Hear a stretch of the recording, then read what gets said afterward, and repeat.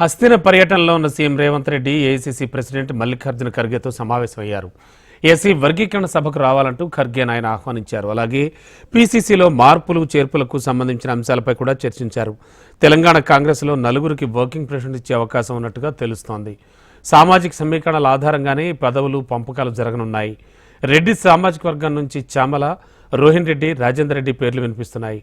Minority వర్గాల నుంచి ఖురేషి, అజారుద్దీన్, ఫిరోజ్ ఖాన్ ఈ ముగ్గురులో ఒకరికి వర్కింగ్ ప్రెసిడెంట్ పదవి దక్కే అవకాశం ఉంది. ఇక ఎస్సీ సామాజిక వర్గం నుంచి సంపత్, కవ్వంపల్లి, ప్రీతం పేర్లు పరిశీలనలో ఉండగా ఎస్టీల నుంచి బలరాం నాయక్, బెల్లయ్య నాయక్, మురళీ నాయక్ పేర్లు తెరపైకొచ్చాయి.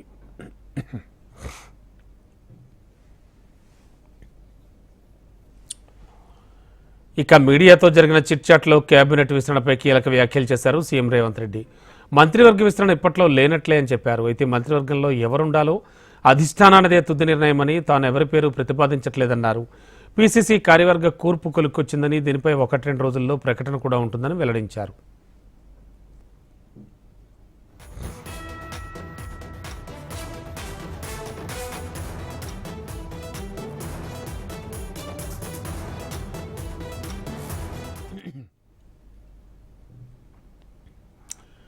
ప్రతిపక్ష నేతలపై కేసుల విషయంలో చట్ట ప్రకారమే వెళ్తామన్నారు సీఎం రేవంత్. త్వరగా అరెస్ట్ చేయించి జైల్లో వేయాలనే ఆలోచన తమ ప్రభుత్వానికి లేదన్నారు.